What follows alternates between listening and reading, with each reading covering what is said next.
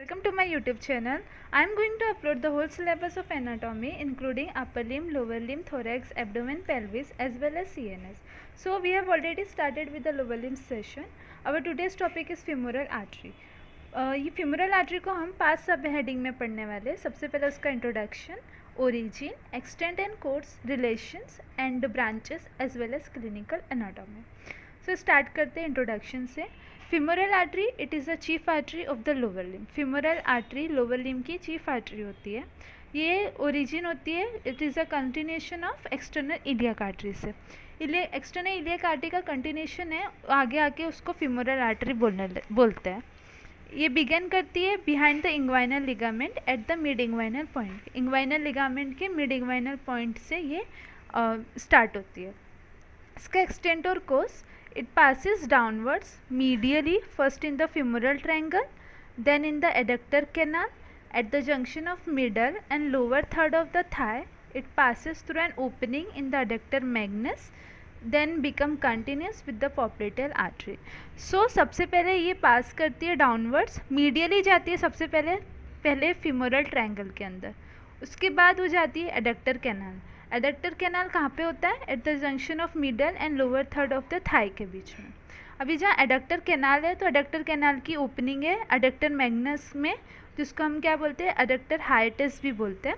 तो ये adductor canal से पास होके opening in the adductor magnus में जाती है, फिर वो कंटिन्यूस हो जाती है एज अ पॉप्लिटेल आर्टरी. जैसे एक्सटर्नल इलियक आर्टरी आगे आके femoral आर्टरी बन गई, वैसे यही femoral आर्टरी आगे जाके पॉप्लिटेल आर्टरी बन जाती है in the popliteal fossa at the back of the knee में. अब इसके रिलेशंस देखते हैं. रिलेशंस में anterior, posterior and lateral relations are there. So anteriorly इसके पास क्या होता है, स्किन होता है, सुपरफिशियल फेशिया होता है, डीप फेशिया होता है और anterior wall of femoral sheath होता है. femoral शीथ का वीडियो मैंने ऑलरेडी अपलोड किया है, आप जाके देख सकते हैं. femoral शीथ एक ऐसी शीथ होती है जो हमारे जो भी femoral वेसल्स है ना, उसके अपर 3-4 सेंटीमीटर को कवर करती है. तो femoral आर्टरी के आगे, femoral आर्टरी ऐसे femoral आर्टरी है वो femoral शीथ के अंदर ऐसे बंद होती है. तो femoral आर्टरी के एंटीरियरली क्या रहेगा, एक तो उसका स्किन रहेगा, सुपरफिशियल फेशिया रहेगा, उसके नीचे डीप फेशिया और जो femoral शीथ का एंटीरियर वॉल. पोस्टीरियरली भी बहुत ईजी है. Posterior wall of femoral sheath रहेगा, श्वास मेजर रहेगा, पेक्टिनियस एंड अडक्टर लॉन्गस मसल रहेगी. ये तीनों चारों में से जो फ्लोर बना रहे हैं हमारे femoral ट्रायंगल का, वो सब रहेगा इसमें. लेटरली इसके अपर पार्ट में femoral नर्व रहेगी जो लेटरली रहती है femoral आर्टरी के. ये मैंने आपको femoral ट्रायंगल के वीडियो में भी बताया था. जो femoral नर्व रहती है वो लेटरल टू द आर्टरी रहती है, ये आप हमेशा नोट करिए. अब इसके आगे देखते हैं.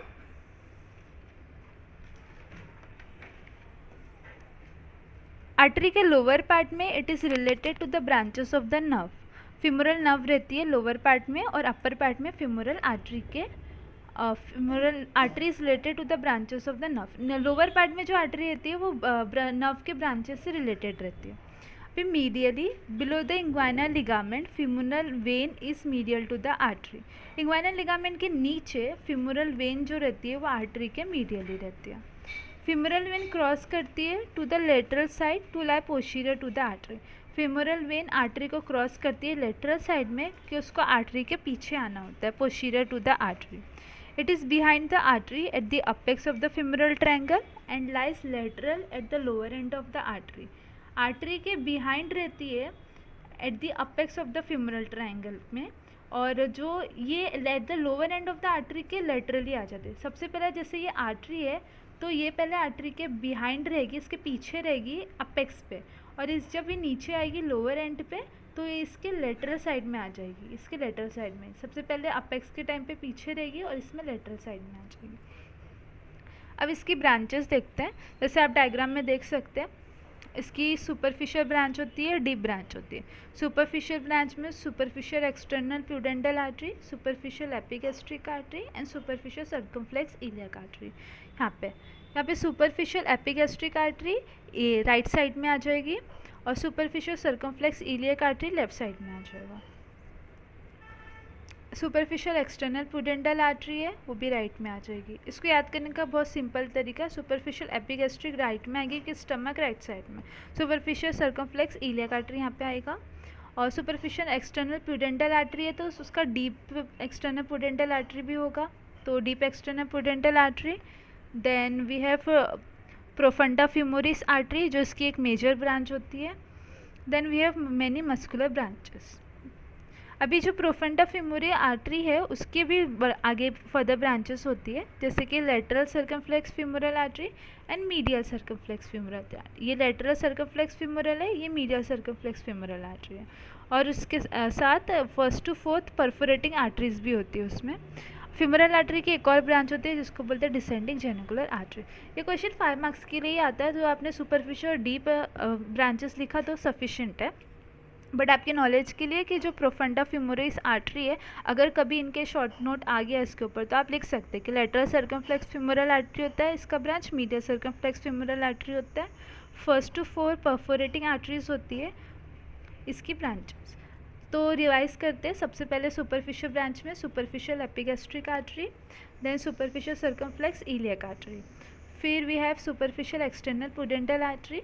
ये तीन उसकी सुपरफिशियल ब्रांचेस होगी। डीप में deep external pudendal artery, then profunda femoris artery and we have muscular branches. ये उसकी 3 डीप ब्रांचेस हो गए। अब बात करते हैं इसकी क्लिनिकल एनाटॉमी के। क्लिनिकल एनाटॉमी में femoral artery can be compressed at the mid inguinal point against the head of the femur to control the bleeding from distal part of the limb in the thigh और leg. अगर बहुत ज़्यादा bleeding हो रही है हमारे distal part of the limb में तो फ्यूमरल आर्टरी को हम कंप्रेस करके ब्लीडिंग रोक सकते हैं। कहाँ पे? At the mid inguinal point against the head of the femur के, वहाँ पे हम आर्टरी को कंप्रेस कर सकते हैं, जिसके वजह से जो भी डिस्टल पार्ट में हमारी ब्लीडिंग हो रही है लोअर लिम्ब के वो रुक जाएगी।